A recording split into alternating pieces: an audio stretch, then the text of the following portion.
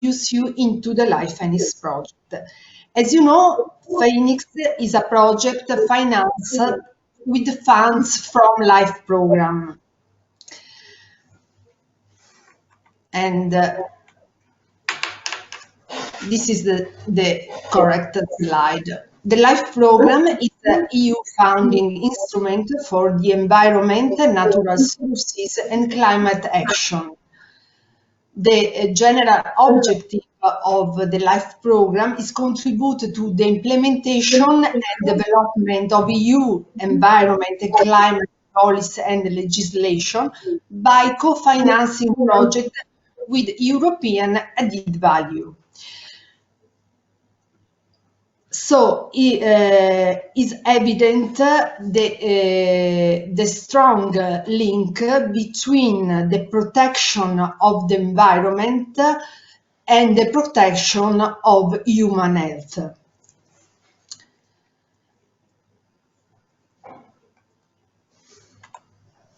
The aim of the project is to demonstrate how a new interinstitutional governance system can manage risk related to the fusion of persistent mobile organic emerging contaminants in and from water matrix.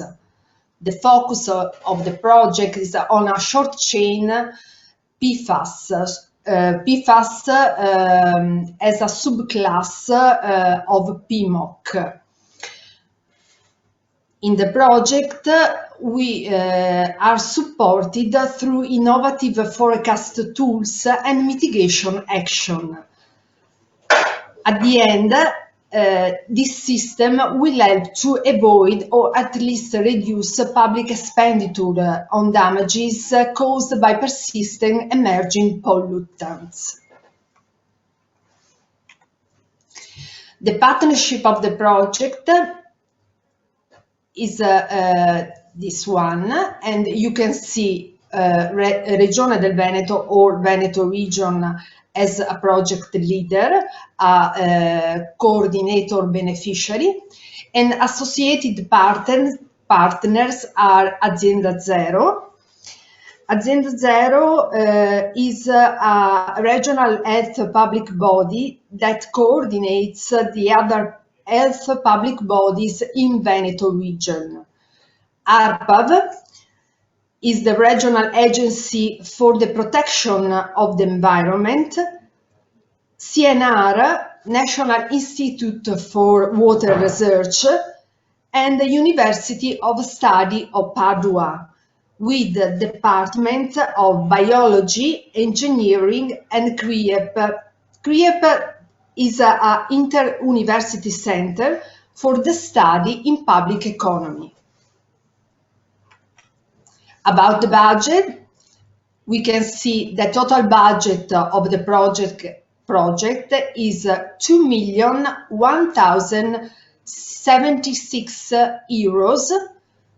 EU contribution is €1,2,064. So the 60% of contribution come from EU Commission. Starting date of the project was September 2017, and the end of the project is scheduled on March 2021.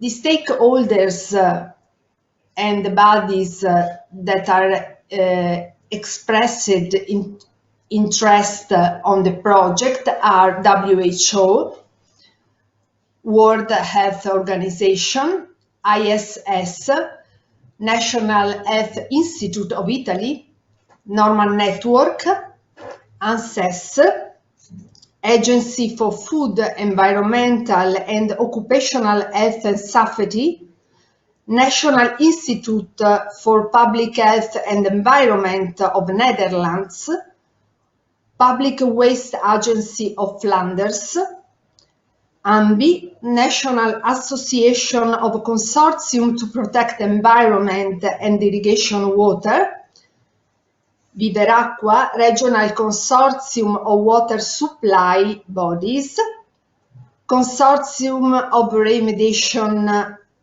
of Adige-Euganeo, Water Center of Nuvoledo, and Oppo Veneto, that is an organization fruit and vegetable producers in Veneto region.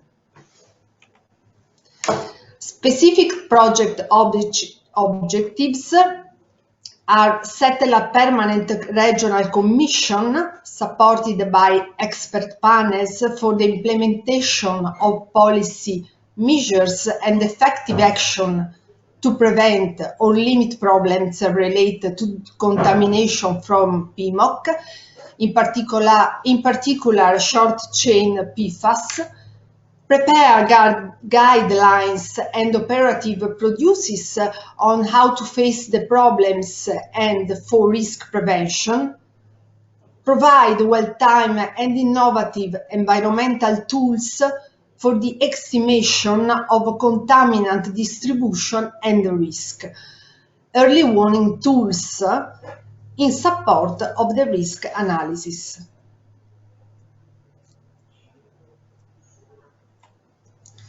This is the scheme of the LIFE16 projects. How can see these are the operative action necessary to achieve the objectives illustrated before. So you can see B1, organizing a control and a risk analysis system. B2, implementing an informative and statistic system. B3, technological innovation and development. B4, innovative and integrated forecast tools to support the decision making. C1, environmental monitoring. C2, socioeconomic impact. And D1 and D2, that are the action regarding the dissemination of results to general audience and to technical audience and stakeholders also.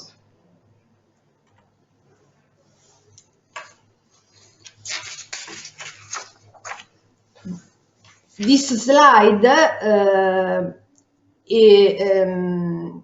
can explain the action B2 that are the focus that is the focus of previous webinar last week. The webinar was focused on implementing an informative and statistic system.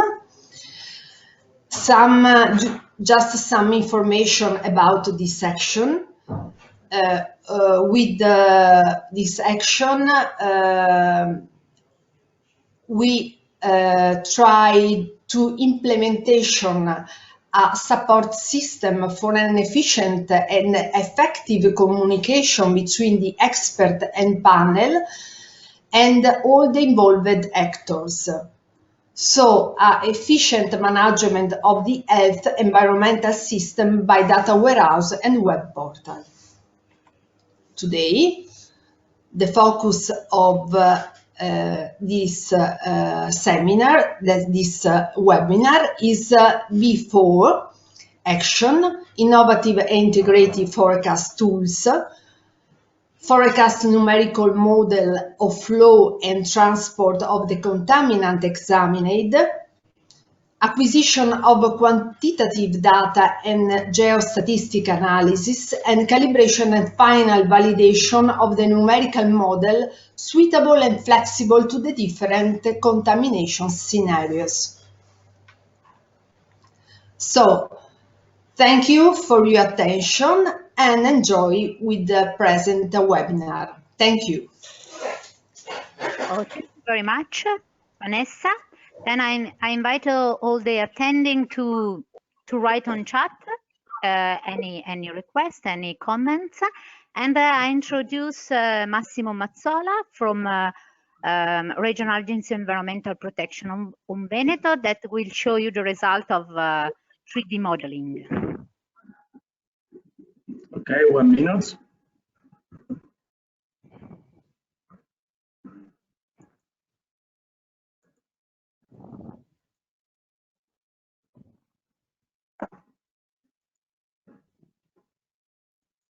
Stefano, Okay, we can see your presentation. Please enlarge it. Okay, wonderful. Okay. Good morning, everyone. First, let me introduce myself. I am Massimo Mazzola. I am hydrogeologist from Regional Environment Agency of Veneto. As you all know, today, I am going to talk about 3D modeling for assessing and forecasting PFAS distribution and evolution in groundwater at the catchment scale. This activity is the result of a long and complex work lasted 3 years, developed into the LIFE16 project. The presentation is composed of 4 parts. The first one presenting the main features and the background of the PFAS pollution in Veneto Region and its relationship with the LIFE16 project. Then, in the second part, we will see the goals of the action before of the project and the assessing and forecasting model. In the third part, we will see the implementation of a numerical modeling applied to groundwater. At the end, we will see the simulation result of this activity. Now, we start with the overview about the contamination event. In this first picture, you can see the area of interest, the Veneto region in northeast of Italy, and then the zoom area. Okay. You can see the plume detection area. You can see the extension in groundwater, the environment matrix most polluted. In this picture, you can see also the distance reached by the contamination front, more than 18 kilometers to the west and more than 35 kilometers to the south. The storyboard starts in the early summer of 2030, when the National Research Council, Stefano Polisello and Sara Valsecchi, detected the presence of a new class of contaminants, PFAS, in surface water in the water public sample points in the Veneto region. The reconstruction of the pollution carried out by ARPA allowed the identification of the origin of the pollution, a fluorochemical plant, and allowed the first delimitation of the contamination. The extensive environment surveys highlighted that the fluorochemical plant had an important impact on the water of a large area in the Veneto region, more than 200 kilometers between Vicenza, Padua, and the Verona district. The PFAS concentration in the groundwater out of the polluted side up to a maximum value of 70,000 nanograms per liter. You can understand that the PFAS in Veneto region is an extensive and a massive event with a lot of consequences for the environment, the public health, the social economy, and the regulation. Since the first studies, the extension and the complexity of the chemical physical processes of spread pollution suggests the introduction of a new analysis tool to decision-making support, especially for the groundwater, the environment matrix most polluted. The yellow area, in the yellow arrow in the top left, you can see the leakage position, the source contamination site. In order to understand the spread of pollution, we need to answer some important questions. What are these questions? When did the pollution start? How much contaminant has been spreading in the environment? Why do exist different contamination plumes, one for each PFAS species? And what are the consequences? How long the pollution will be present? How long had the pollutants taken to reach the public sample wells present in the area? What will be the evolution in the contamination? The keywords are interpret, quantify, and predict. The Phoenix projects give us the opportunity to implement this important analysis tool. As a part of a European LIFE16 project, ARPA has implemented a numerical model applied to groundwater. That is an advanced decision support prediction tool. This mathematical model provides the ability to interpret, quantify, and predict the many aspects about the PFAS contamination. With the numerical modeling, the time is inserted in the environmental data analysis, with the ability to simulate the present, past, and the future of pollution. In other words, we can get the space-time evolution of contamination.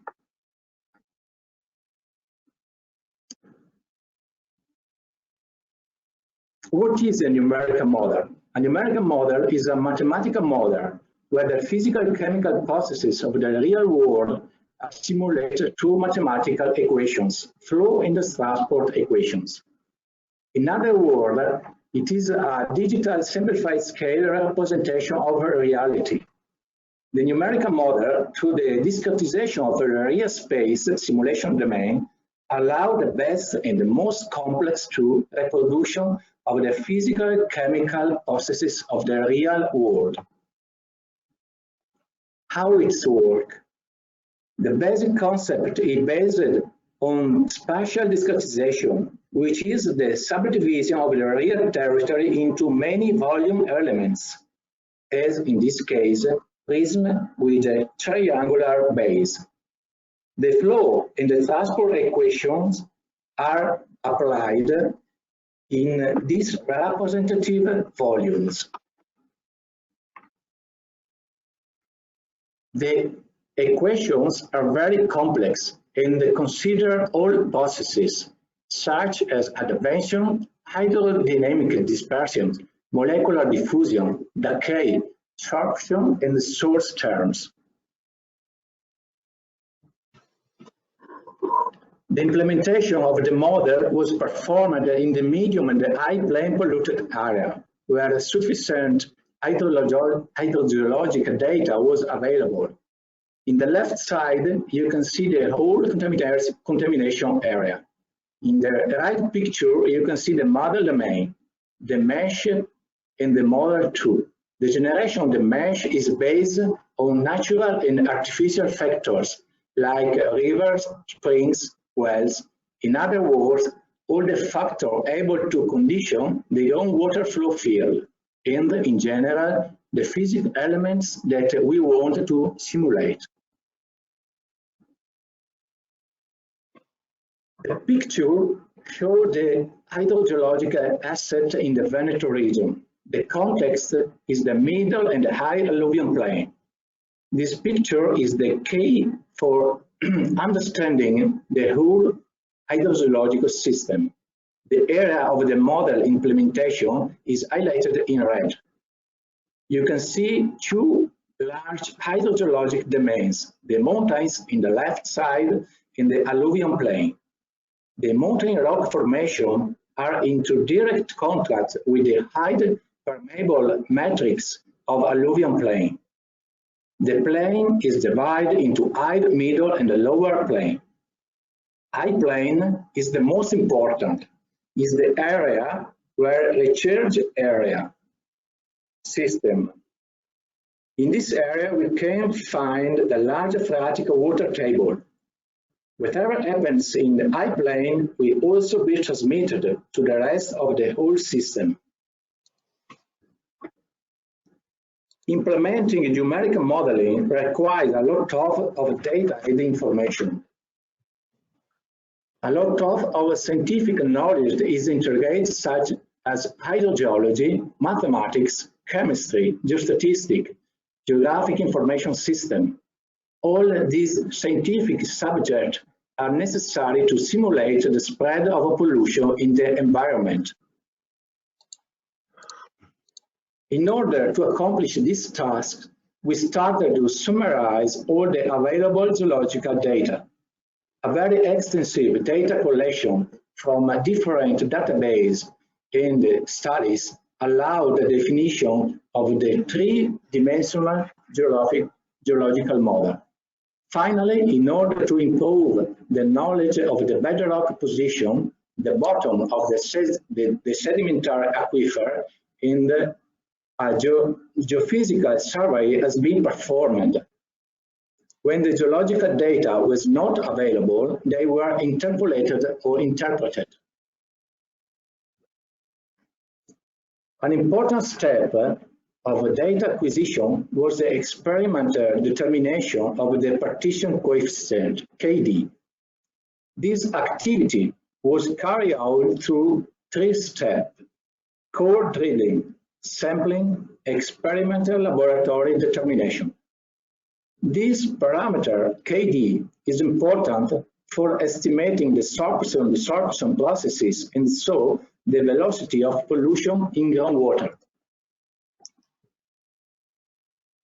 Now, more consideration about KD. In addition to solubility, the other main properties that condition the distribution. Perfluoro. Please. In addition to solubility, the other main property that conditions the distribution of the pollution in water is the affinity to solid phase. The sorption process is important for retardation. KD. This parameter defines the fate of this substance in groundwater. In this picture, you can see the relationship between the length of the chain, the solubility, and the sorption.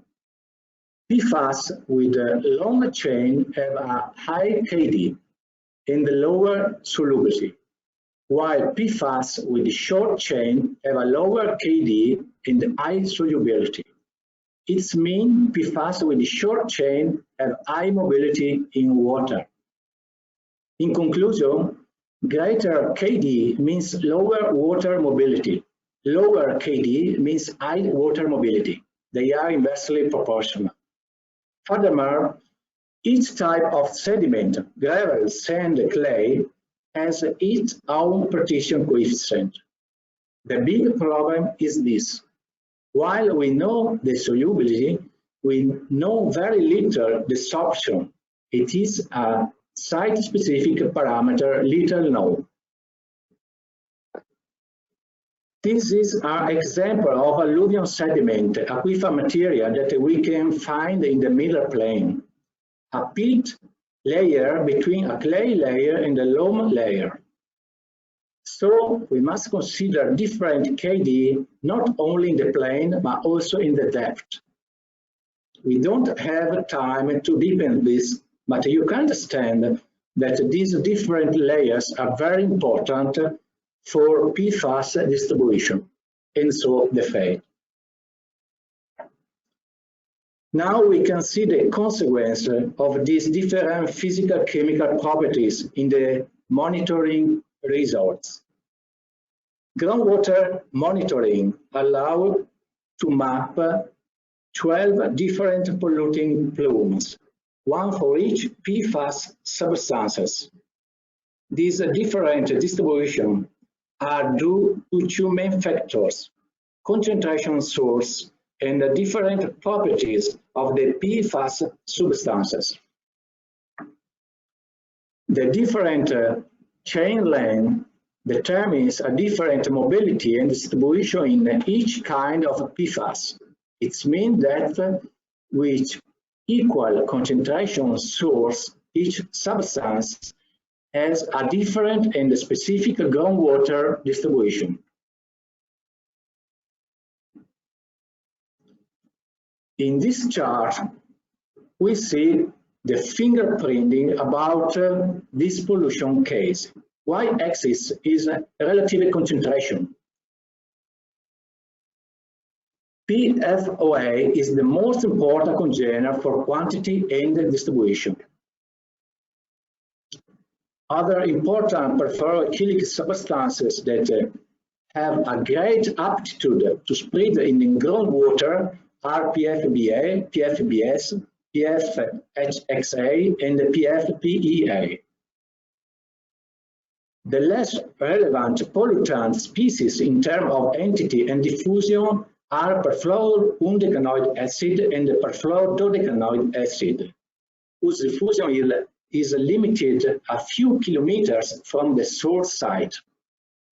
This information is usable to identify the contamination source. Let's go back to the topic, the model implementation. The first operation is to define the model domain. That is the area where we want to apply the model. In this case, we have identified the floodplain area where pollution is spread. In this part of valley floor, we apply the hydrogeological mathematical model. In this slide, you can see the geological structure of the model. It is the framework of a sedimentary basin. We are in the final part of Agno Valley, a U-shaped glacier valley filled by alluvial sediment of a quaternary period, pebbles, gravels and sand, with a length of fine sediment, silt and clay. The thickness of this deposit is more 100 meters.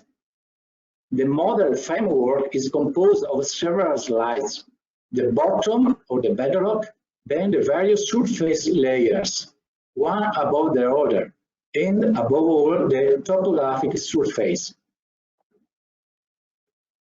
In this slide, we can see the boundary condition applied to the model. In other words, the natural and artificial factors, external input able to modify the groundwater flow field. In the left picture, you can see the aerial factors, rainfall and water abstraction or water withdrawal. In the right side, you can see the 3D boundary condition applied to the node of the mesh. You can see the first kind condition, Dirichlet, the second kind, Neumann, the third kind condition, Cauchy. All these boundary conditions allow to simulate each type of hydrogeologic and hydrogeologic process, or any inflow or outflow of the model, until the most complex, like the plane spring. A very important step of the implementation were calibration and validation processes. The calibration and the validation ensure that the model is a true simulation of reality. In other words, these phases are very important to define the quality and the accuracy of the model. The main target of the flow calibration and the validation processes is to limit as much as possible the difference between the values predicted by the model and the values observed. The main hydrogeological parameter used to perform the calibration and the validation was water table levels. We have used many campaigns. In particular, for the final validation phase, we used the groundwater dataset level collected by ARPAV in the 2017 drought.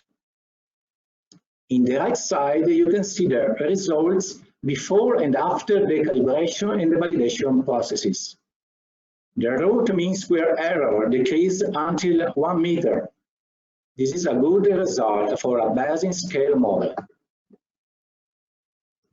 Finally, we have a calibrate flow model at the catchment scale to apply contaminant transport. The important number of the model are these.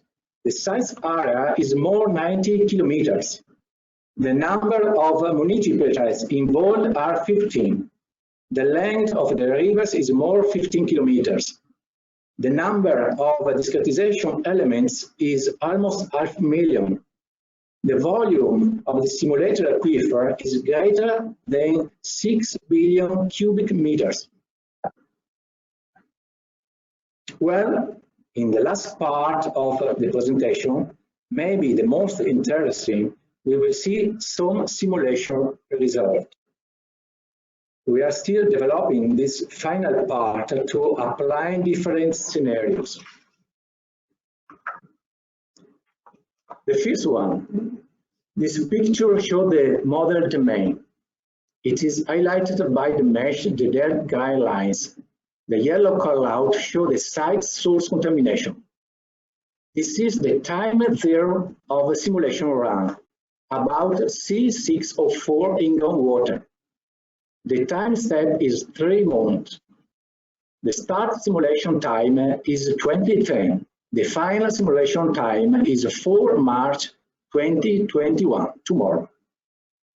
When I will start the simulation, you can see the plume on contamination spread. At the start, the direction of spread is to south, then is turned to the east. You can see also the different velocity of the contamination plume, very fast to the valley and more slowly after in the mirror plane. This is in accordance with the different water table speeds. The flow rate is the main factor that defines the speed of the plume. Advection is typically the dominant transport process for the most groundwater system, and also in this case it's the same.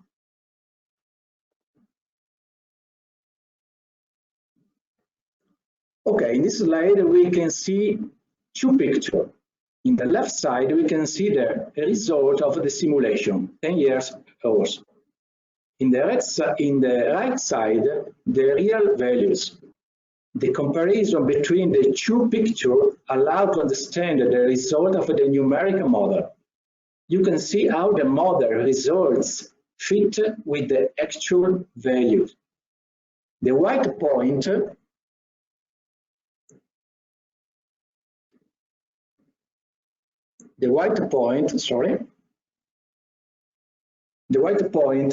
that you see are monitoring points where pollution is not detected. A warning relates to LOQ. The LOQ is 50 nanogram per liter, is the old laboratory limit of quantification. With the new current LOQ, 40 nanogram per liter, the detection pollution and so the plume shape may be a little different. It is clear that with the different LOQ, the size of the plume is different.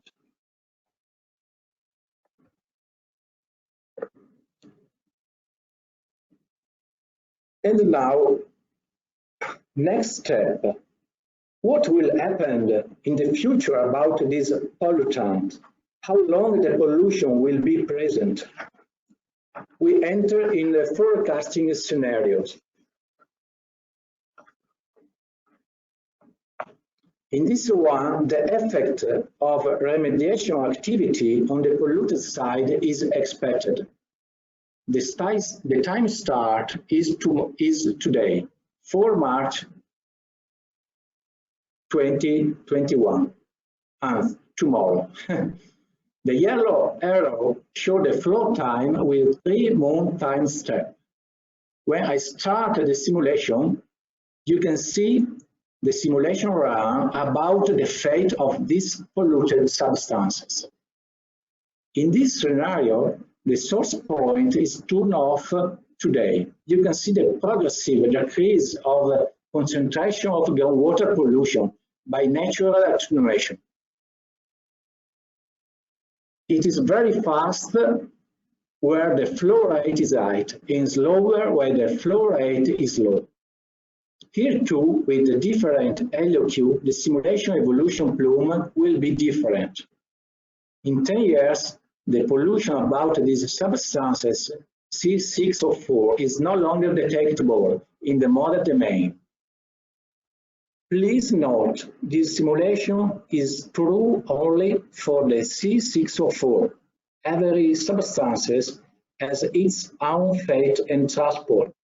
So, for example, Gen X have another fate, and so all the other substances.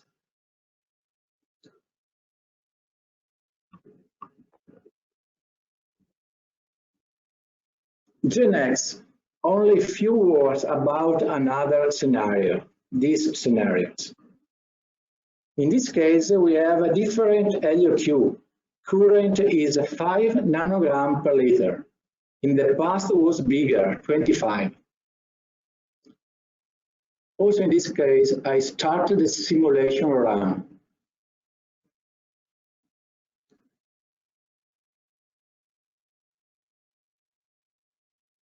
In this case, you can see the different velocity of contamination. The plume shape is different.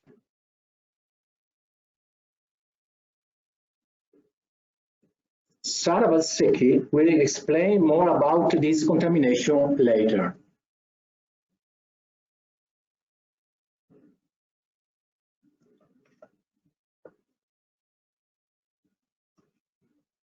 The next simulation, you can see the evolution in the groundwater of PFOA, perfluorooxanoid acid.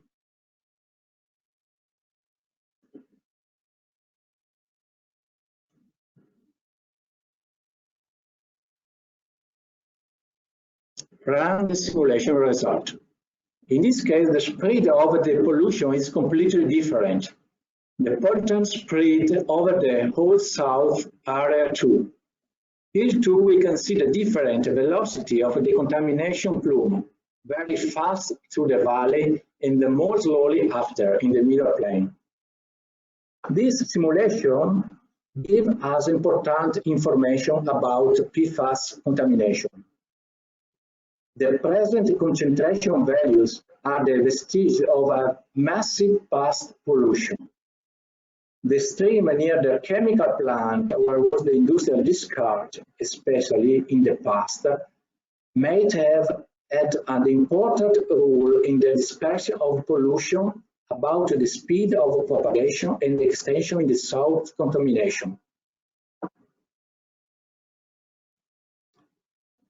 In conclusion, to conclude my presentation, after 3 years' work, let me sum up the main goals. 3 fine elements model of the aquifer sedimentary basin was developed in acid. Advention, diffusion, hydrodynamic dispersion, adsorption has been simulated. The numerical modeling implemented through the LIFE16 project is probably to be an important tool for interpreting and predicting the propagation of pollution in groundwater. FATE and the transport model represent an advanced analysis tool for decision making in order to respond to real problems in different time of scenarios. For example, accident with new release of a contaminant. Thank you for your attention. Thank you indeed. An excellent presentation, Massimo. And now let's, I can see a question on the chat, so we can pass to the next presentation. And, Sara, maybe we can let time for 1-2 questions by directives, if there are. Oh, there are some question, curiosity, something like that. No. Okay. Okay. Too clear, Massimo. You was too clear. Thank you very much. Now we have a question. Elisabetta Preziosi. Yes, maybe you can talk. Hello, everybody. Hello. Can you hear me? Yeah, we can. Yes. Yes. Thanks to Mazzola for the excellent presentation. I have a curiosity, but maybe arising from the fact that I don't know exactly the situation, and just to understand better, but why the pollution is spreading in 2 different directions? This last simulation that you show, the pollutant goes also towards the south, while the other one is going only on the east side, if I well understood. And so I was wondering why, or is it a question related to the different LOQ? Maybe you just don't find some pollutants where it could be. Okay. Allora, the factor that spread the propagation of this contamination is for two factors.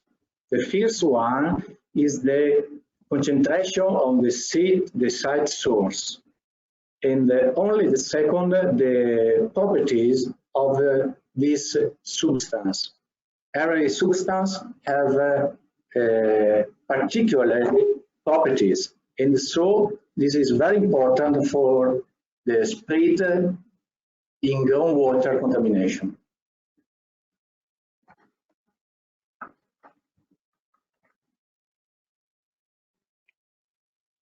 Okay. So this is more related to the properties of the substances, if I well understood. Thank you.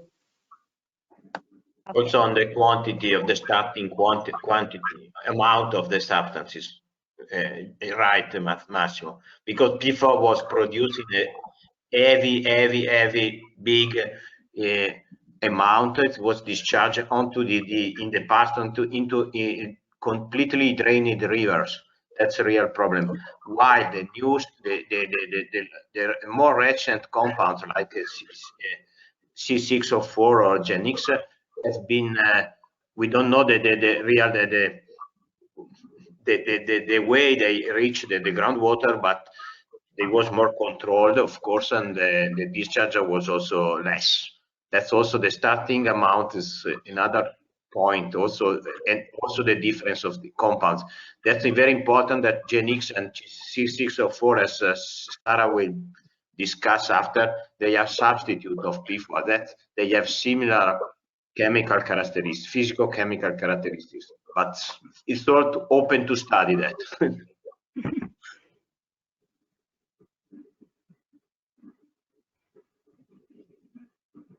Okay. Can you hear my screen? Can you see, sorry, my screen? Yes, you have.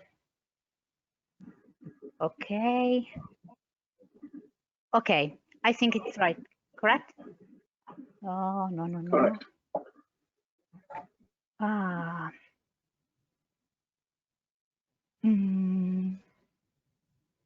Okay, wonderful.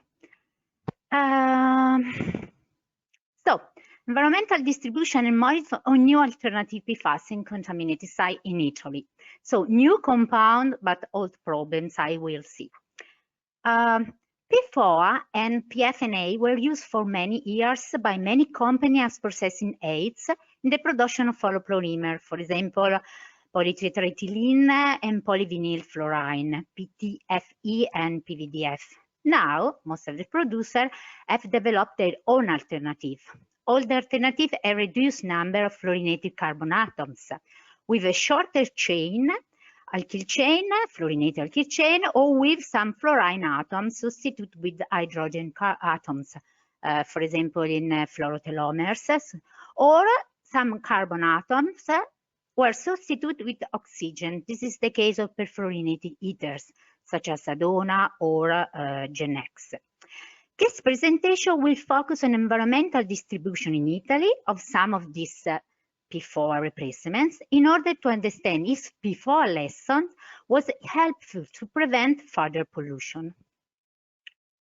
Okay, just to give you an idea, in Italy, there are two distinct regions of the north of Italy impacted by industrial fluorochemical pollution. In Piedmont, here, close to Alessandra, is located a Solvay polymers producer that produce fluoromonomers, plastomer, PTFE, elastomer, and fluids.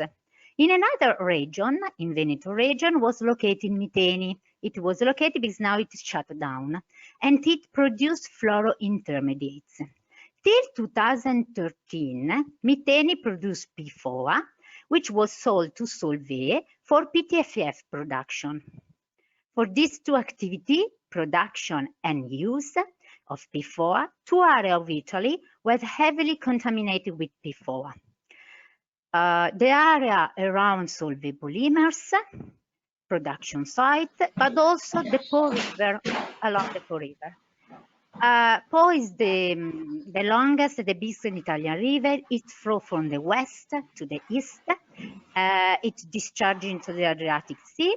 And along it, especially in the last part of the river, through bank filtration, the water is used for drinking water production. In 2006, the Po River was the European river with the highest PFAS pollution at the end, around 200 nanogram per liter. Later, high level of PFAS concentration from 3 to 10 microgram per liter were detected in Bormida River that received the discharge of solvay, and in aquifer below the productive plant that had PFAS concentration around 30 microgram per liter. In 2011, we discovered in Veneto one of the wider cliff collusion of PFAS. In the present presentation, Mazzola show you the extension and then contamination and of this contamination. I just was to remark you. Sorry, someone has the microphone on. Please, can you close because there is some noise. Okay, please. Can you stop? Can you close? I just want to remark you, because sometimes it's confusing, that methane production does not impact the Po River, because the water of the whole contaminated area is drained by another river, Brenta River, that flow into the Adriatic Sea, just north of the Po Delta River, but not they are not connected. So let's start. Let's see by one this alternative of PFAS in Italy. First, Genex. Genex is used since 2011 as PFAS alternative by Chemours, ex-DuPont, in Dordrecht, Netherlands.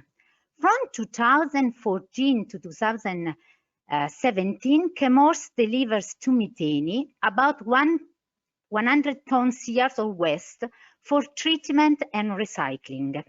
Then the National Institute of Public Health and Environmental of Netherlands advised Environmental Agency of Veneto of this, and the business was stopped. However, this was not enough to prevent pollution, because in 2018, Environmental Agency detected Genex in groundwater around the methane industrial plant, and we see what happens. Even if methane was already under investigation for PFAS pollution, the indifferent to the control decide to treat chemoflow waste. Okay, second alternative, CCO4. When the Office of Methane were investigated by law authority, a commercial exchange of this compound between methane and solvay was discovered. It's a perfluorinated carboxylated. It's a cyclic ethers. It has 6 carbon atoms and 9 fluorine atoms, and it has a chromatographic retention time close to that one of PFAS. It is registered in REACH, and according to FR opinion, it can be used for polymer production aid during perfluoropolyether ethylene manufacturing. Environmental Agency of Veneto ordered Wellington to produce a certified analytical standard for water monitoring. So in 2019, immediately local agency analyzed the regional water that they know were polluted from methane, and the results of the monitoring were already presented by Mazzola. Then, however, in the framework of Veneto project, water sample of all vegetal region still not impacted by methane pollution when sampled and analyzed, and CCO4 were also detected in water sample of River Po. The CCO4 contamination of Po River is due to solvay industry in Piedmont, as it was in the past for PFAS. Actually, methane did not produce CCO4 for solvay as it used to do for PFAS in the past. Methane treated the solvay waste for CCO4 recycling. Then CCO4 was sold back to solvay. Okay. Then we, Water Research Institute, started in 2020 study to assess the environmental distribution and effect of CCO4. First, we analyzed the solvent discharge and we quantify from 50 to 150 microgram per liter of CCO4. This confirmed that CCO4 is the substitute of PFOA that Solvay Italy used for PTFF production. The sulfate water network that received Solvay discharge were contaminated as well.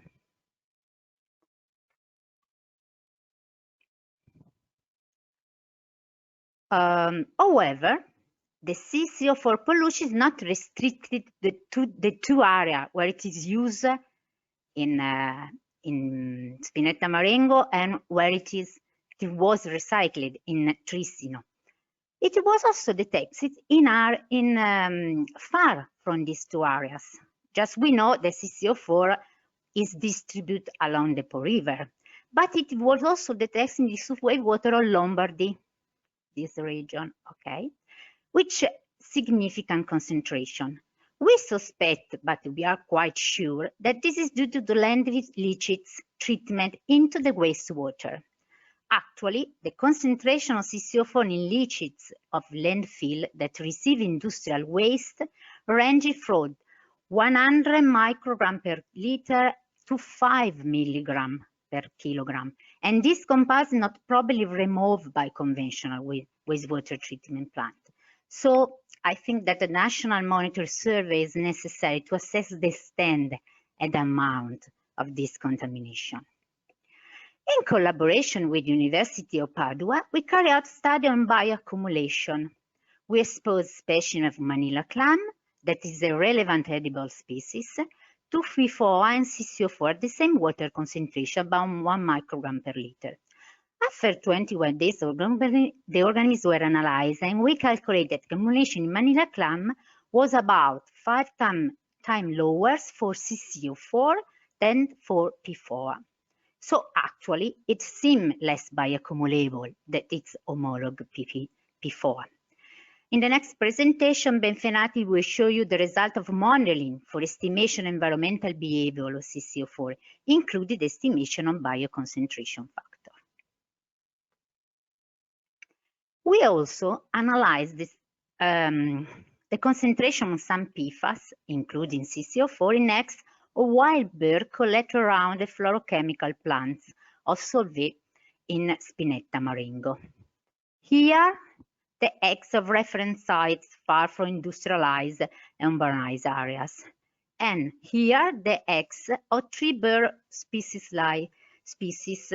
starling, Greek teeth, and blue teeth, collected around industrial sites. There is a great variability of the PFAS event depending on bird species. PFAS concentration in starling eggs collected around the perfluoropolymer factory were 2 orders of magnitude higher than those measured in teeth samples. Oh, this is the same plot, but with a reduced X scale. PFOA, as usual, is the dominant compound in the eggs or reference sites. And the concentration, however, the concentration PFAS in the eggs around the fluoropolymer plants are always higher than those measured in reference sites. CCO4 was detected in all 3 bird species around the Solvay, and in blue teeth, it was the dominant compound. This difference may be explained by different diets of this species. Starling feed mostly on growth insects and invertebrate, for example, earthworms, while teats feed mainly on insects and spiders that they capture by foliage gleaning. It is possible that PFOA, used for many years in local PTFE production, heavily contaminated the soil due to past air emission. For this reason, the terrestrial diet of the starling is likely to be enriched with PFOA compared to teats.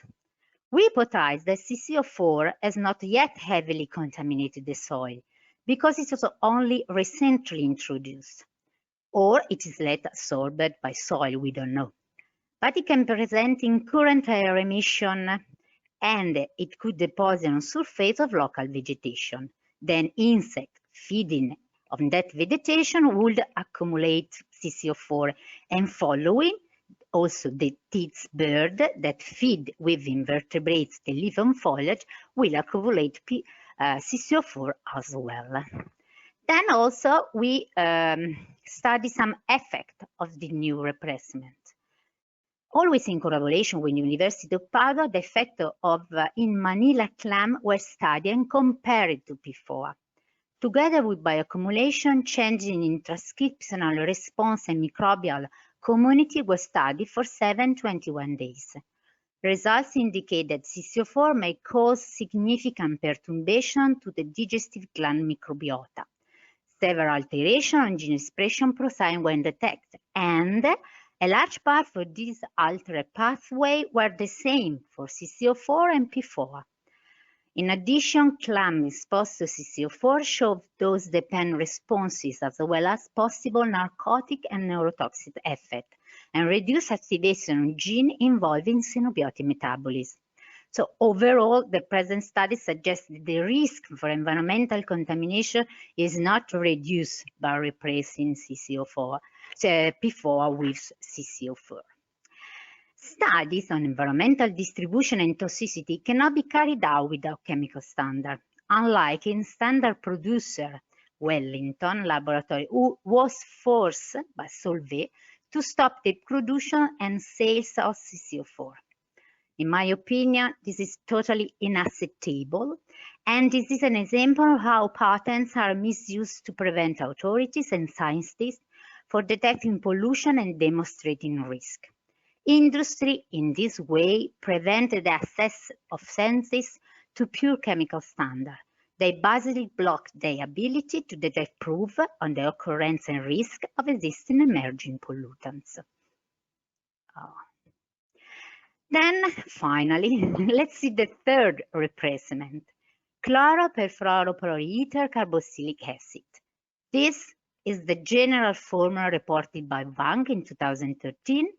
The substance is a mixture of a perfluoroacetic acid, alpha substituted with a copolymer of perfluoroethylene glycol and a perfluoropropylene glycol, and terminate with chlorofluoropropyloxy group. The different components of the mixture are characterized by different number of propyl or ethyl group. The most abundant component in the mixture has 0 ethyl and 1 propyl. So the mass is 561 Dalton. As reported by the EFSA journal, the mixtures tend to be used as emulsifier and as dispersing agent for processing fluorinated polymers, but no reference to PTFE is reported, and also not for other polymers.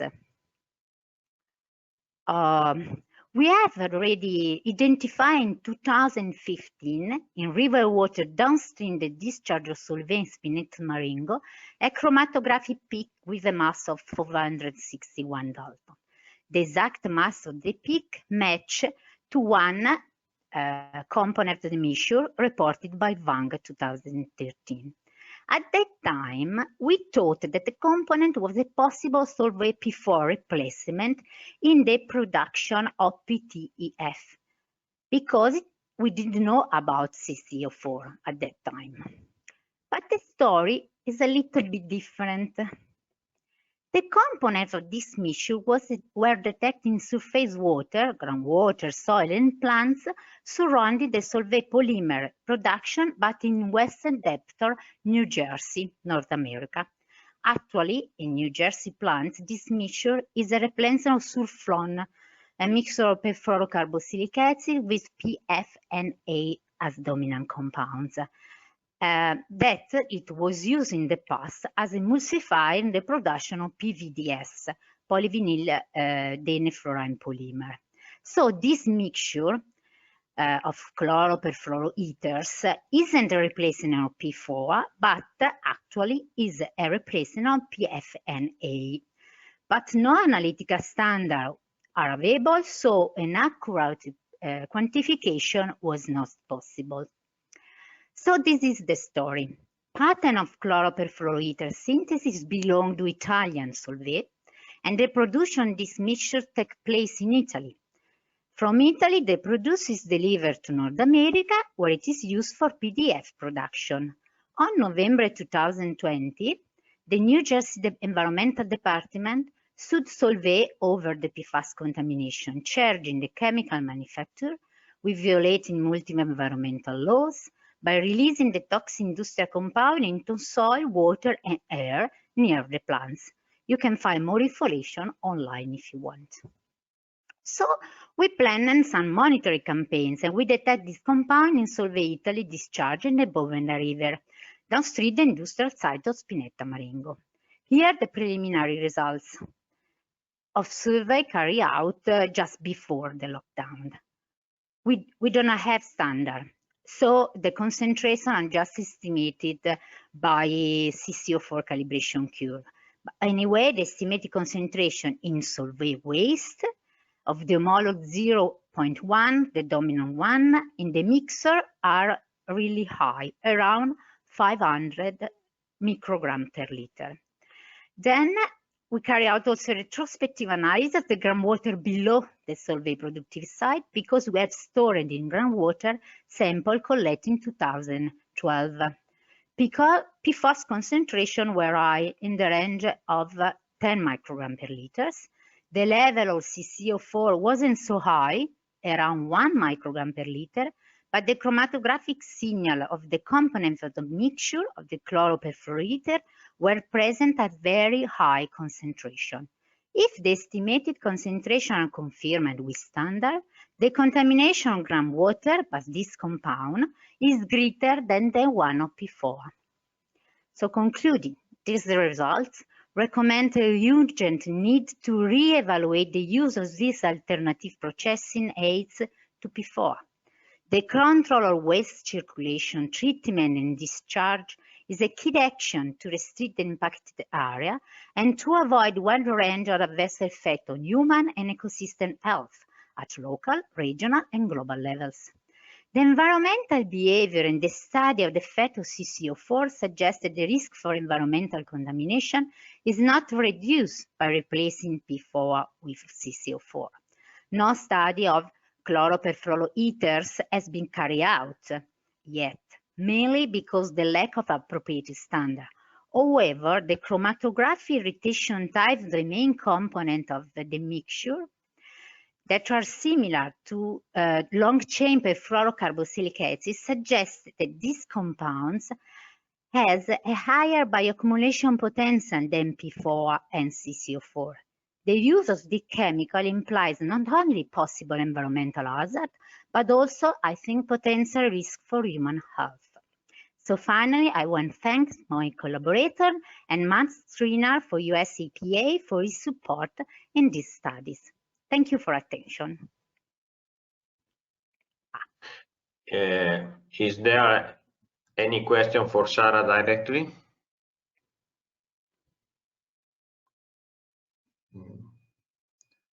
Okay. No, we can also send you. You can also write a question on the chat, and then we can answer at the end of the on the day. And I invite Emilio Benfenati from Mario Negri Pharmacological Institute to present his presentation about the substitute of harmful chemicals. And Emilio, I give you the floor as speaker, che assegna il ruolo relatore. Okay, Emilio, you say abilitato. Okay, we see. Now we heard you. Can you see my screen? Perfect. Yes. And also, okay, so thank you, Emilio, for your. We invite Emilio also because the Life Phoenix is joined with the Life Vermeer. We have collaborated on the C64 evaluation from experimental part in our LIFE project and the simulating part into the Vermeer project. Thank you, Emilio. I thank you and the organizer for the invitation. It's a pleasure indeed. I'm going to say something about the substitution, which, as you've seen from the previous presentation, is always an issue, is also always critical. And in particular, I say something regarding the perfluorinated compounds and the particular case which has been identified and discussed previously. So within this, let's say, related project, because both Phoenix and Vermeer are LIFE project, the target is to, we have two targets. First, to establish one software tool for risk assessment, meaning a software which combines another existing software for exposure and one software for hazard. In this case, we have the possibility to identify the, let's say, risky chemicals, and once we have this system, we can also develop a second software that we call ToxEraser to substitute these risky chemicals which have been identified previously. And the first software is an existing software developed by Electricité de France within a previous project. It's called the Merlin Expo. And this software, for instance, can identify if a chemical is, for instance, present in the river, and so it may then be partitioned into the sediment, and then you have invertebrates in the sediment, fish eating the invertebrate, and then also for the human, maybe the human which are eating this kind of fish. And so this refers, in other terms, to the exposure, both the environmental exposure, the external exposure, and there are also tools within Merlin Expo for the internal exposure, for the atmosphere within the human body. But to use this model, you need some data related to the chemical to be evaluated. And in case that you miss some properties, for instance, the bioaccumulation or the toxicity toward fish or the also human toxicity endpoints, which is quite common, unfortunately. In this case, within the Vermeer project, we combine the model for the exposure with another software which is called Vega. It's the software that we have developed. And this software provides you tens of different models to predict, for instance, human toxicity or ecotoxicity, environmental properties, physicochemical properties, also toxicokinetic. The software is freely available from the Vega Hub, this link. And this software, Vega, is also docked with other initiatives and other platforms, for in particular the OECD QCR toolbox. So it's also used, it has been used for regulatory purposes, for instance, by ECHA to, for instance, to establish an inventory of substances suspect to meet very Annex 3 criteria, and also is mentioned in this guidance from ECHA. It also is mentioned in some guidance document that has been used by Germany and by Italy. It has been used, this software, to predict in case you miss some property value, you can think to play with this. And we will discuss a little bit an example. I mentioned the software within Vermeer, the software for risk assessment. Of course, there are many scenarios, many possibilities. So we focused on six situation. One is cosmetics, another one food contact material, and these are more related to the human toxicity, let's say, and the exposure relates to the skin formation or the oral absorption, but also the migration within the plastic material. And then there are other case studies related to the environment, so the risk assessment for solvents, biocides, oil, or dispersant in the sea. One of these software has been already developed. It's freely available again from the Vega Hub website, and this will be available before summer. Just briefly, for instance, this tool for cosmetic means that the software regarding the exposure, you have to define if you are speaking about a shampoo or a body lotion, or, because there will be different exposure scenario, and then you have to list the number of substances. You introduce here whatever it's ingredient that of a cosmetic product that you want to sell, to produce or to use. And you have, as a result, so for each ingredient, for a number of chemicals, a number here, you can imagine a larger table with evaluation regarding mutagenicity, skin irritation, carcinogenicity, and so on. And if there are experimental values, as these are indicated, if there are thresholds indicated by law, in this case, the cosmetic regulation, this is indicated. And if there are some possible issues, elements of concern, these are also indicated. So in this case, you may better investigate, trying to understand, and at a certain point replace this risky ingredient.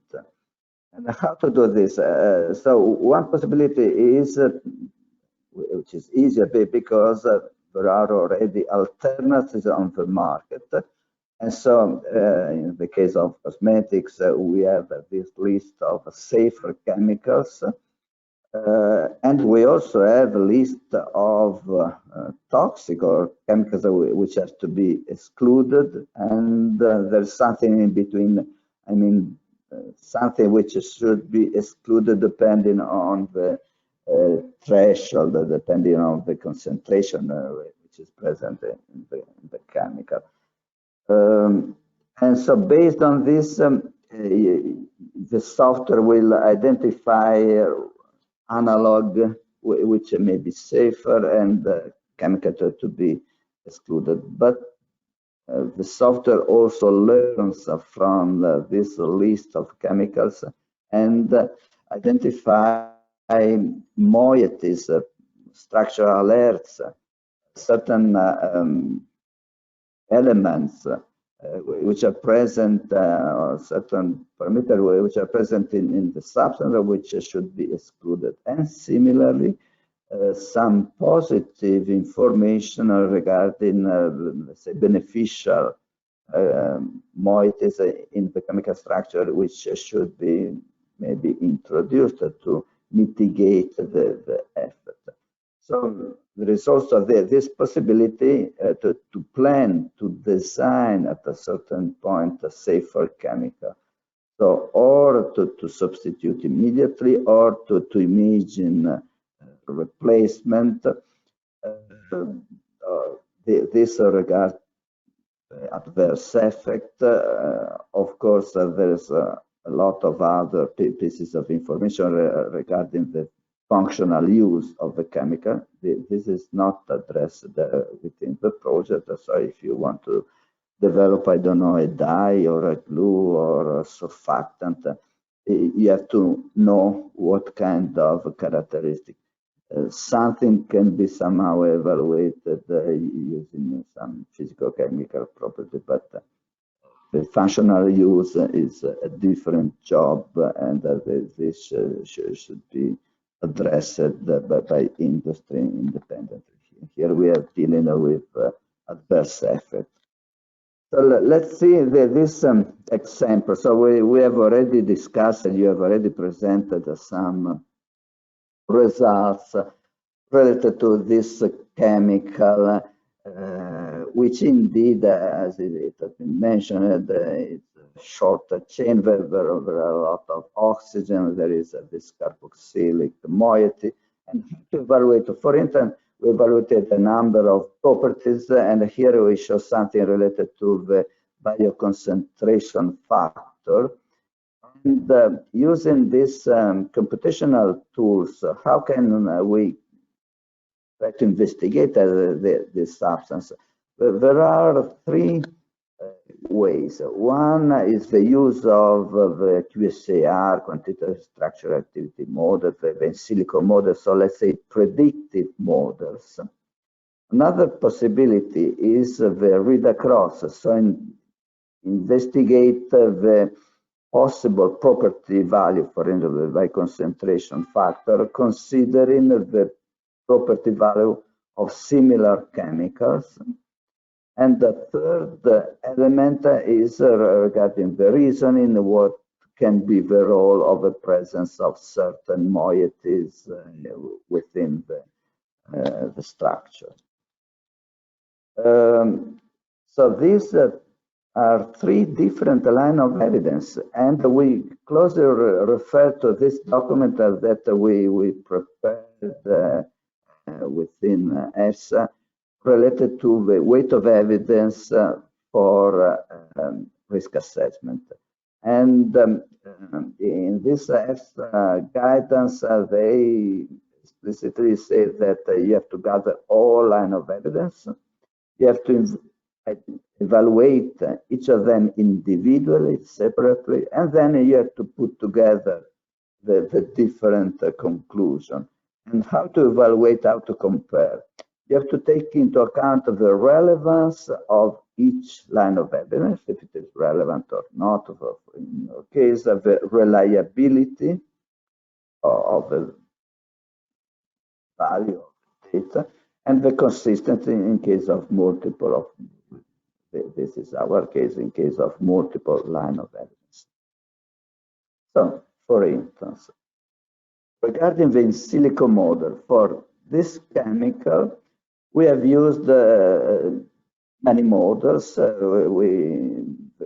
which are freely available, so we prefer to use freely available tools, and they perform exactly as the commercial models. So in my experience, there is no advantage of buying commercial tools in most of the cases. So there are software from the US EPA, from NIH. This also test is another software from US EPA, but another site, this is from Cincinnati. And also we have some models within Vega, so the CESAR model, Vernogobas, which also has been developed by the US EPA. And these are the results in case of a neutral or as a salt. EpiSuite is the only software that can calculate both also the salt, but the value that does not change. And as you can see, there is a spread of values from 0 to 2.6. Actually, test runs different models. And so what you see here, 1.4 is the average value, but the range of the results in case of test is even larger, is -1 up to 3. And what about the reliability?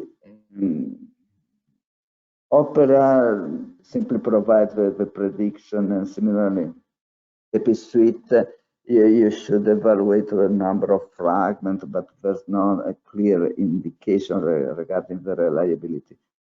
Test and Vega provide an evaluation regarding the reliability. This as a threshold, yes or no, above 0.5. We will see something more regarding Vega now, but let's say that for this particular chemical, reliability is pretty low.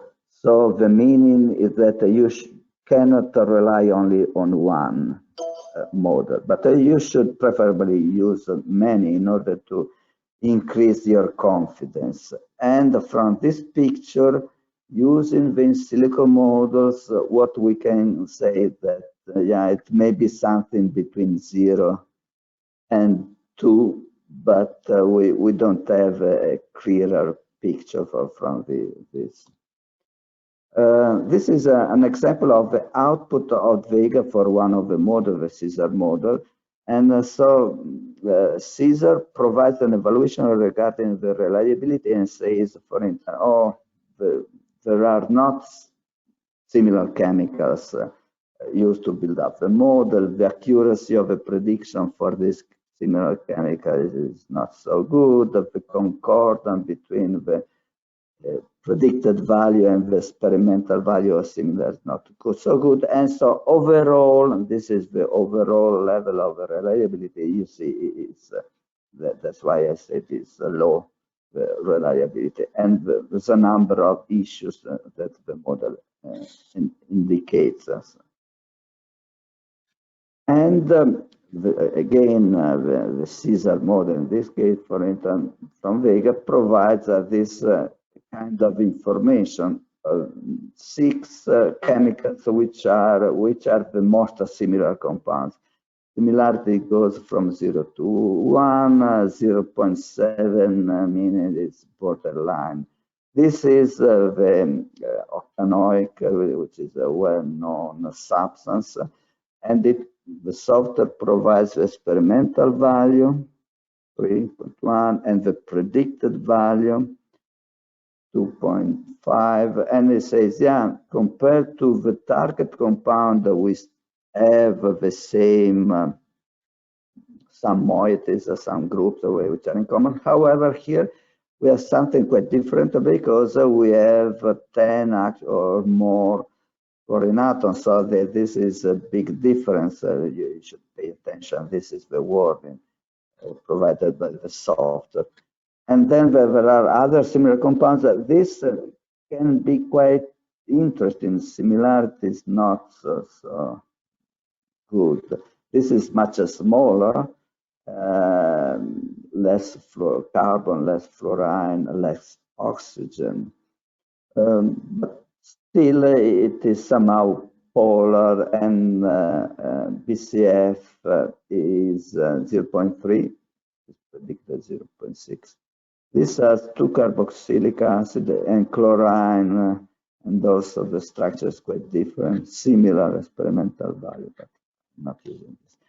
So overall, regarding the read across, regarding the apparently similar, unfortunately, as I said, they are not very similar, but there are some common, so the number of fluorine, oxygen, here we have many more oxygen, less fluorine compared to here.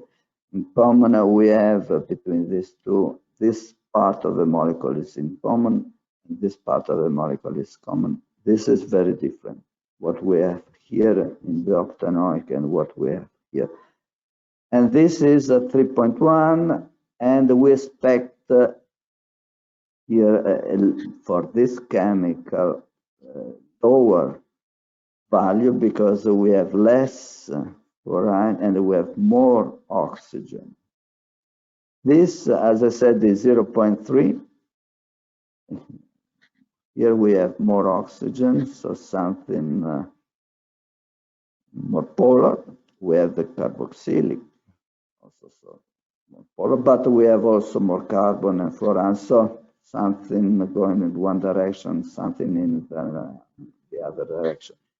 And the average, if we sum 3.103, it's 3.4, and we split 2, meaning 1.7. So we can think, considering read across something between this 1.3, maybe lower, because actually what what we have seen is the data, the experimental data from the previous slide, from this slide, from one of the software. But as I said, there are other software, and they do provide also experimental value. For this chemical, there is another experimental value from EPA, which says it's 1. So 2, these are log unit, 100 times less. And also for this, there is another experimental value, which is almost 2 log unit less. So also the experimental value are affected by large uncertainty. This is clearly the message. And so we can guess that this, using read-across strategy, we can think that is 1.7 or lower. This is the overall picture from we have a silicon model, the prediction stating something between 0 and 2. Read-across stating something between 0.7 and 1.7 with uncertainty and variability, I think uncertainty. So something wrong in the experiment, I mean, related to the BCF of the perfluorinated compound. And we have something about reasoning for the presence of a certain oxygen in carboxylic. And so my guess of what we have the picture from here is that the value can be something between 0.3 and 1.7. And from the previous presentation, we have seen maybe no, I trusted 1.7, so I'm 1.3, sorry. So I'm quite satisfied regarding the possible level of agreement. So the conclusion presented a number of tools to evaluate exposure and hazard combined, meaning to evaluate the risk. There are software-specific modules specific for a certain kind of situation. And these are available within one click, one single platform. You don't have to jump through different tools as we've done for BCF, for instance. It is possible, again, in this summer will be available this software for substitution. And we have presented something related to the weight of evidence using the in silico models and read across. And with this, I finish my presentation. Thank you. Okay, thank you so very much, Emilio. I don't see any request on chat.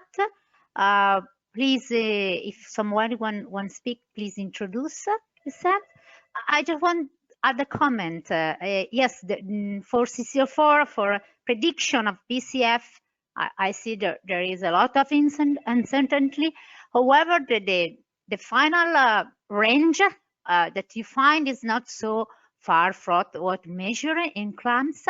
So I suggest you also to carry out a similar evaluation for chloroperfluorinated carboxylic acid. Maybe we can collaborate with experimental data in order to have also an idea for these compounds, these new compounds, what can be the bioaccumulation potential.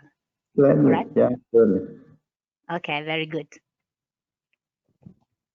So let's jump to the next presentation from Håkon Langeberg.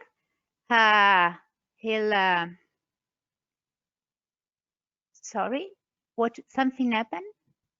We lost. No, I'm here. Okay, thank you very much. Okay, he presents the monitoring results of source and precursors. We are I'm very impressed of their data in a lake of Norwegian lake because the source was the pepper industry. Thank you. Yeah, thank you. I'm very glad to be invited. Yes, my presentation will be about a lake in Norway where we found that the paper industry is the main source. And we found that this paper industry source is actually, it seems to be a very important source, and we expect it to be an globally important source that are not investigated much, and we suspect it to be maybe as important as more investigated sources such as use of HFF. My presentation will first show how we concluded that the paper industry is actually the source of the pollution in this lake, and then present some results from modeled emission volumes, which we found to be very large. And finally, some results about the fate and transport of these chemicals, because the pollution, the type of pollution in this lake is actually very different to what we've seen at other lakes impacted by the use of HFF. So the lake is called Tyrifjorden, so we call it Lake Tyrifjorden. It is located in the southern part of Norway, not far from Oslo. And in 2015, elevated PFAS concentrations were discovered in perch livers. And it was actually believed that this lake was clean, so it was used as a reference lake in a monitoring program. And it was found that the contamination was comparable to another lake in Norway located near an airport, which was known to be quite heavily polluted by PFAS. No source were known at the time, but when we started working on this lake, it was suspected that there was pollution from a fire station located nearby. And also it was found that there had been a paper factory that had produced paper products since the 1970s, and this factory was shut down in 2013. I'll just briefly present some key points in the history of the use of different PFAS, especially that we found in the literature that a compound known as Sampap diester and other Sampaps similar to this have been used in the paper industry since the 1970s. And Sampap diester is a precursor of PFAS, which we know have been used for example, HFF, firefighting foams, and a lot of other uses as well, of course. Then we also saw in the literature that another compound, phosphate-based, same as Sampap, has been used in the paper industry since sometime in the 1990s. And I want you to remember this because it's important for our findings in the lake. So Sampap diester is a precursor to PFAS, and this FT-MAP compound is a precursor to fluorotelomere sulfonates. And all PFAS can basically be divided into or belongs to two different groups. Either they are persistent, like PFOS, PFOA, and the other alkyl acids, or they are precursors to the persistent ones, meaning that they can be transformed into the persistent ones in the environment. And therefore, of course, PFAS in the environment do not disappear. Some of them are transformed into the persistent ones, and some are persistent and just stay there.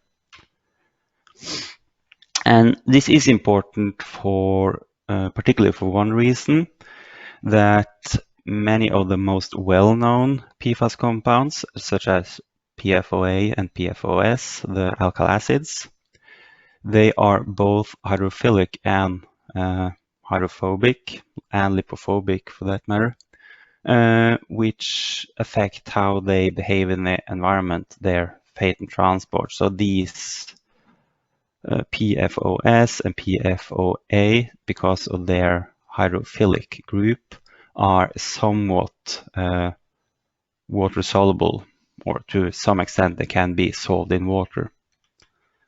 However, several of the precursors, such as the atfose, which is a precursor to PFOS, is much more hydrophobic compared to PFOS and PFOA.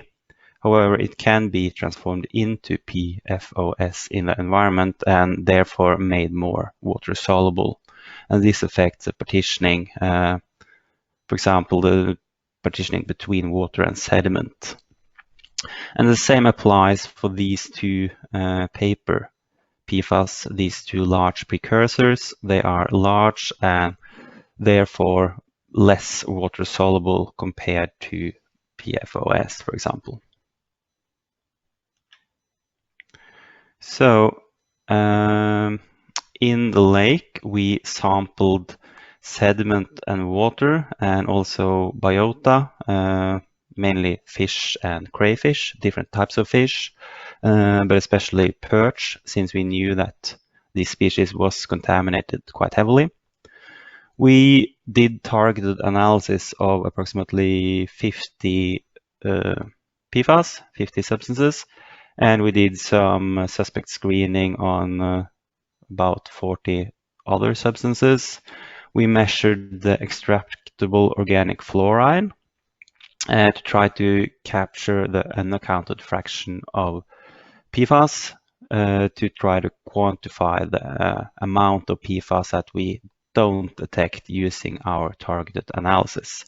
And in addition, we measured the stable isotopes of carbon and nitrogen in biota to determine carbon sources and trophic levels. So to our results.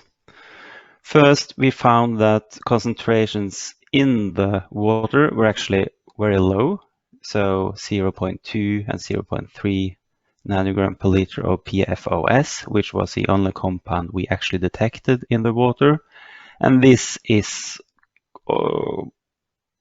almost comparable to the background levels in Norway. So you would expect to find almost the same levels in a pristine lake in Norway. In my figures in this presentation, I use green to show you PFOS, purple and blue to show the different carboxylic acids, and yellow to show the precursors to PFOS, as well as red to show the FDS, fluorotelomere sulfonate compounds. And we found that here I show you some results from Lake Tyrifjorden, the case study site, as well as some literature values from lakes at other locations in Norway. So this lake here is an airport that I told you about that is quite heavily contaminated, but the levels we found in perch in that lake are actually comparable to levels found in the same species in Lake Tyrifjorden. However, we saw that in Lake Tyrifjorden, we found much higher concentrations of the long-chained carboxylic acids, and PFOS levels were a bit lower compared to the HFF contaminated site. Also, we saw somewhat higher concentrations of some PFOS precursors in fish sampled from Lake Tyrifjorden compared to the HFF contaminated lake.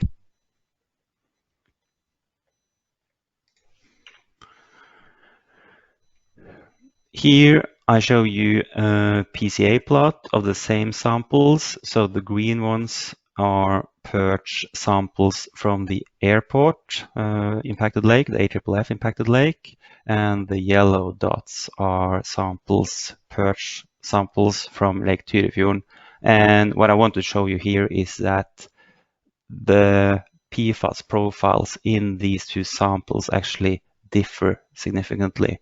So we see these are grouped according to their PFAS profiles, and we see that they are very different. And this is basically because we see more long-chain PFCA in Lake Tyrifjorden and some precursor compounds as well. Then we investigated the levels in sediments, and we saw that basically the whole sediment bed of the lake is quite heavily contaminated with different PFAS compounds. Here on this map, I have also shown you the location of the factory, which is located along a river approximately 20 kilometers if you follow the river upstream to the lake, and the fire station as well, which is also located along the same river, however downstream to the factory. And then we divided the lake into different areas, different regions. L1 is the region area closest to the river mouth, and area L6 is the area furthest away. And here I show you the sediment concentrations, so the same samples that I showed you on the map on the previous slide. These samples here are some sediment samples from the directly downstream to the factory, so in the river. We also took samples from the fire station, from the river sediments, directly downstream to the fire station, but we didn't actually detect any PFAS above the limit, the quantification limit there, which was a bit surprising. But anyway, we found very high concentrations in sediments downstream to the factory, which has produced different types of paper products, such as these paper plates. And we saw a decreasing trend, except for this, the overall trend was a decreasing trend with distance from the factory. And we also saw that in sediments, the precursors to PFOS, as well as these fluorotellular sulfonates, actually dominated, while PFOS and carboxylic acids were in lower concentrations. Then we sampled some sediment samples from the actual sources. So we identified a landfill that the factory used to dispose their waste. So it was filled with paper waste and different things from the factory. And we took some sediment samples in a small stream directly below this landfill. So it should represent factory emissions, because we didn't have access to the actual factory because it was closed and shut down. And in these landfill sediment, we found very high concentrations of these fluorotellular sulfonates of different chain length. And also we found significant amounts of precursors to PFOS. And the thing is that we knew that this landfill, it was used in the late 1980s and the 1990s. So it does probably represent the emissions from the factory at that time. We also sampled some sediment from the stormwater system at the fire station. And we found that these sediments, they were dominated by PFOS. And we also analyzed a paper plate that we got from the factory. Then we compared these source profiles to what we found in the sediment in the river and the lake. And we used a PCA analysis of those samples as well. And we saw that sediment samples from the landfill, the factory, and the river sediments downstream the factory and the lake, they grouped together. They all grouped in this region because they were dominated by these FTS compounds as well as these PFOS precursors. However, the sediment samples taken from the stormwater system at the fire station, they grouped elsewhere based on their relatively high concentrations of different sulfonates, and also this 6,2-FTS, a shorter fluorotelomere sulfonate compound. So to summarize, what we found was that PFAS profiles in both biota and sediments in Tyrifjorden are different from HFLF sources, and they are actually indicative of that the factory is the main source, especially since the sediments that are taken from the river directly downstream to the factory are very similar to, or their contamination profile is very similar to the contamination profiles from lake sediments. Then we went to the lake and sampled a sediment core from the sediment bed in the lake. The results is shown here. We dated the sediments back to the mid-1930s. And what we saw was that this sump up, the ester compound that I told you about, was actually in very high concentrations. We couldn't measure this compound in most sediments because we didn't know about it when we started the project. So we don't have the concentrations in most samples, but we do have it in this core. And we see that concentrations are actually extremely high, especially in sediments dated to have settled in the mid-1980s. What we also saw was that in the mid-1990s, the concentrations of this sump up, the ester compound, went down. However, concentrations of these fluorotelomere sulfonate compounds, they actually increased. And concentrations of all PFAS went down approximately similar to when we know that the factory shut down, which was in 2013. So what we believe has happened in Lake Tyrifjorden is that they use this sump up the ester compound that we know was used in paper products since the 1970s. And we know that this is transformed into PFOS in the environment. We know that this compound was used in a product called Scotch Ban, which was used for paper products. We couldn't, or we didn't measure this FT-MAP compound because we didn't know about it when we started the project. We only measured these FTS, fluorotelomere sulfonate compounds, which we suspect or believe to be degradation product of this FT-MAP compound.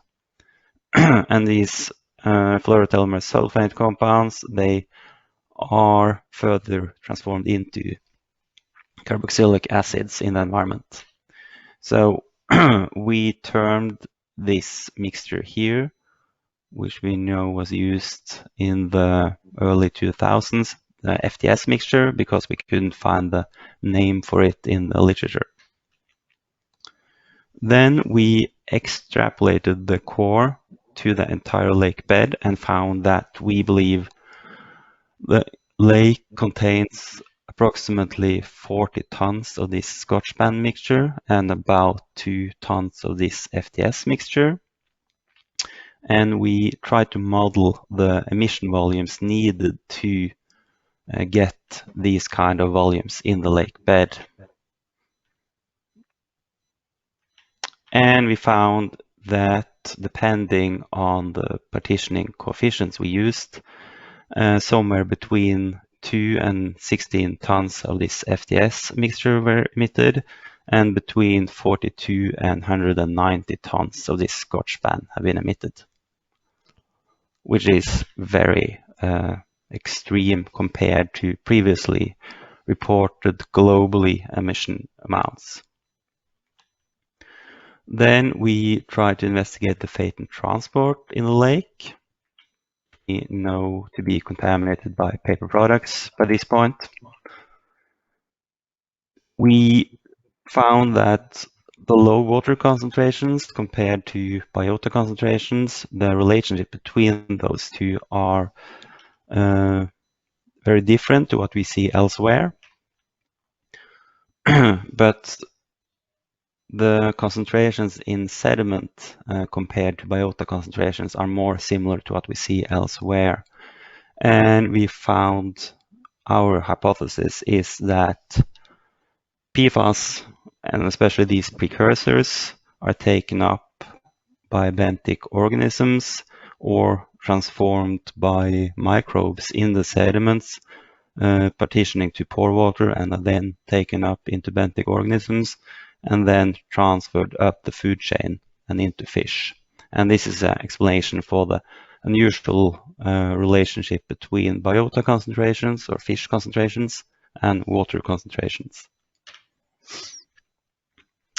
And as these precursors are taken up into the food chain and transformed, they are transformed into the terminal degradation products such as PFAS. And to summarize, we concluded that a factory producing paper products is the main source of the PFAS pollution in this lake.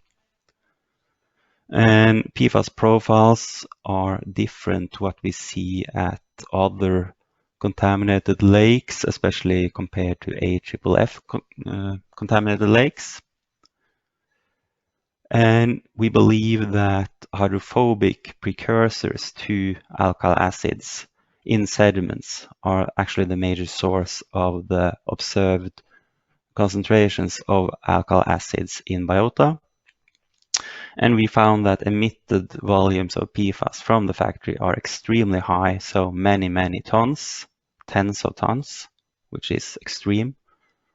And because of that, and because of the amount of paper products used globally, we believe that the paper industry likely represent major point sources elsewhere, which has not been identified yet.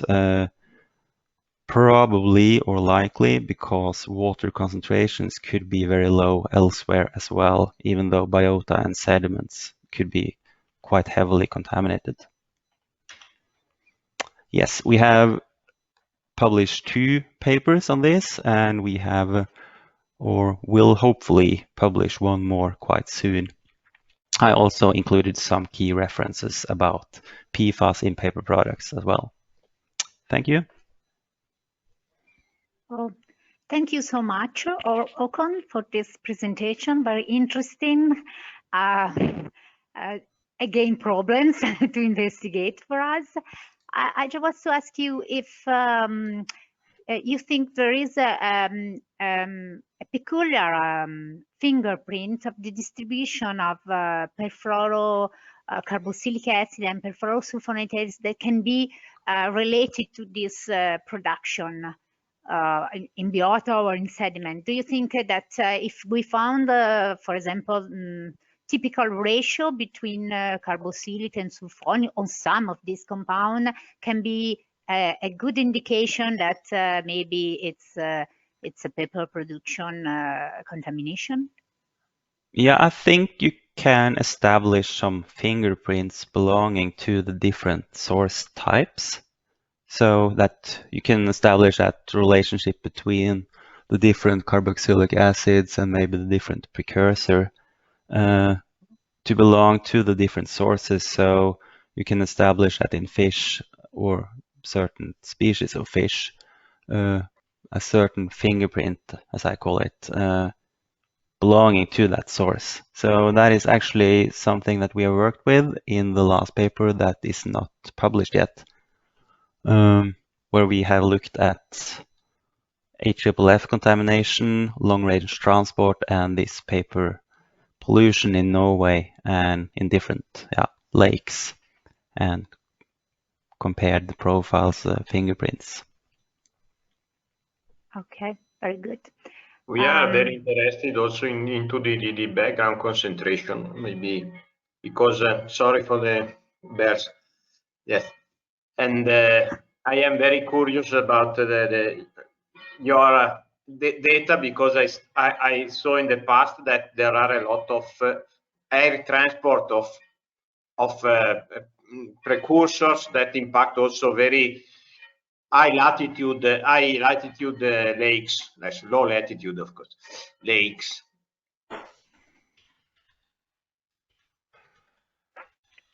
Yes. Oops. Yeah, we have looked at some lakes impacted mainly by long-range atmospheric transport, so these lakes are relatively pristine, and we see a different pattern here as well. The distribution of the different PFAS is actually very different in these lakes compared to the HFF and paper production polluted lakes, which I believe was your question, right? Yeah, I We just want to see, ask if there is a typical pattern for this kind of air pollution, or a very different between different lakes. yeah, what we found was that it is the source that is determining the pattern. So lakes that we expected to be polluted by same source type, they had similar patterns as well. There were some differences between the different species of fish, for example, which I believe is something you would expect, since there are a lot of precursors involved also in atmospheric transport. You have these fluorotelmer alcohols that I believe is the main source of the carboxylic acids in the pristine lakes, and different fish, different biota has probably different capacities for transforming these precursors, I believe. Okay. Final question about the landfill of paper industry. We saw that when the product production shut down, the concentration sediment decreased.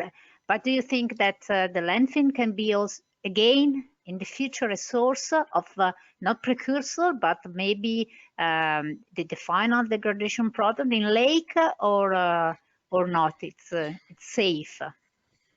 It can be a source, but I don't believe it to be a significant source compared to the volumes that has been actually emitted from the factory, because the water volumes from this landfill are so small, meaning that it can probably emit a kilo of PFAS or something each year, but we are talking about tens of tons of PFAS from this factory.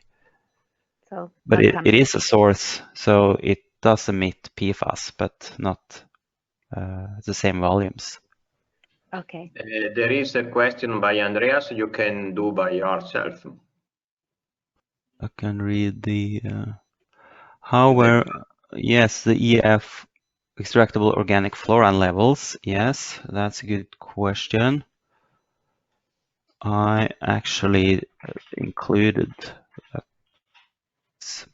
sorry. We found these are the results from the extractable organic fluorine measurements. And basically we found that approximately 10% of the fluorine in sediment could be explained from the targeted analysis, meaning that 90% of what we assume to be PFAS is unaccounted for. In biota, we found that it varied quite a lot, and we could explain more of the extractable organic fluorine further from the factory, which I believe is because these precursors, because I believe there are a lot of precursors that we didn't target, and probably some intermediate products as well. But I believe that they are transformed into the final degradation products like PFAS with time and therefore also distance, because I believe that the pollution we see further from the factory represent older emissions. So this L6 area is the area furthest away from the factory. The hatched part of the bar here is the sum of the fluorine from the targeted PFAS, and the not hatched bar is a total, the result of the EOF analysis. So in the area furthest from the lake in perch liver, we could actually explain all of the fluorine in perch liver with the results from the targeted analysis. But directly downstream to the factory, we could only explain about 50%. Oh. And it differed between the different species as well. Yeah. Very interesting. I know you analyze also effect, thyroid EBM test. No, I did not for these samples here. Okay. No, so we haven't really looked at effects here. We only looked at the fate and transport and did the source tracking was a goal here. Okay, thank you so much, Håkon. Then Thank Stefano will summarize the remarks and the results of these days of webinar.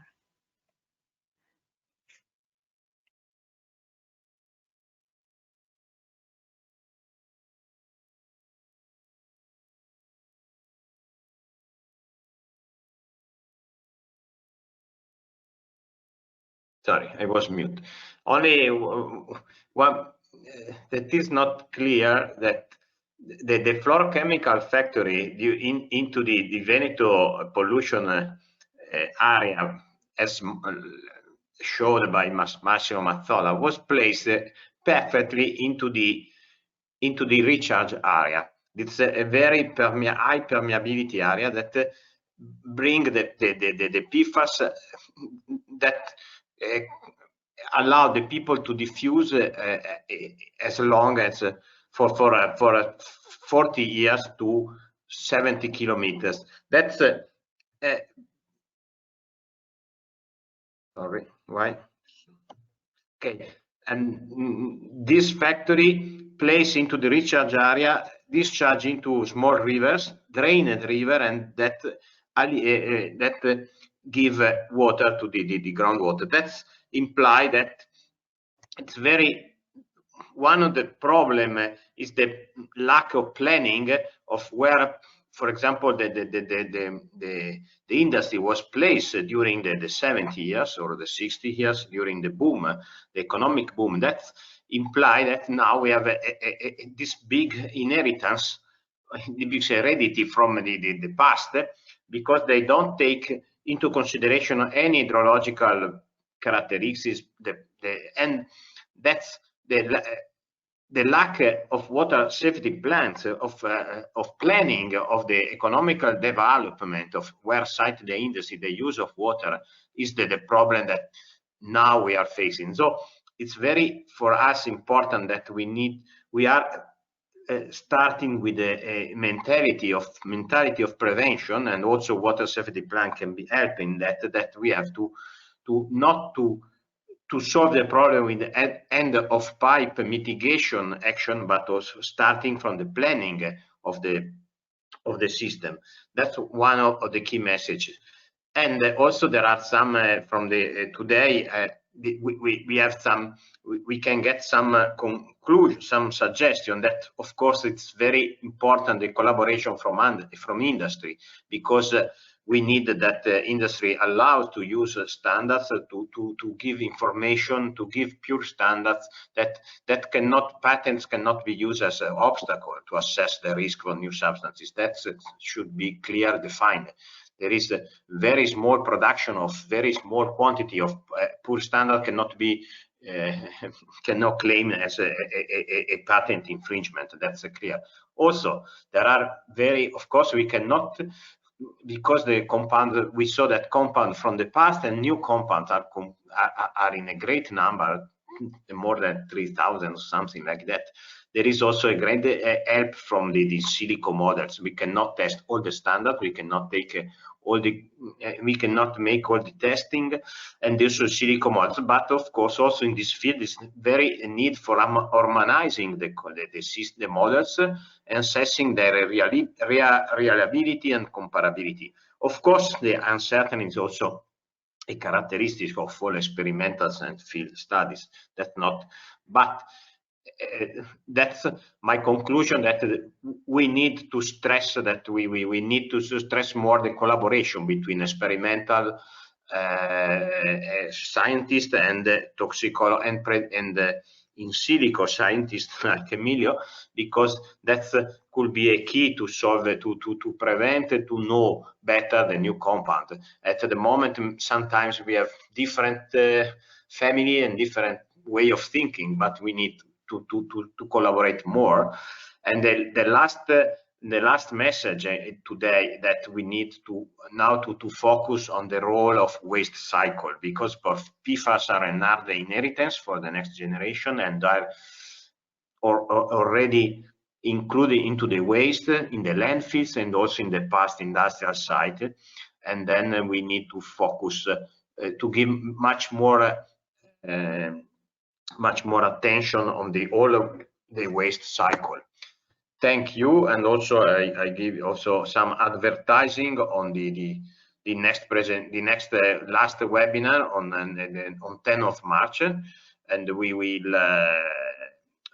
devote it to the impact of PFAS on agricultural soil and plant, and we show the results that we get from the LIFE project on the monitoring exercise for 3 years of irrigation and agricultural soil and also plants living in that field. That's a field experiment. Also some lab experiment on the uptake from PFAS from vegetable and from feed depuration.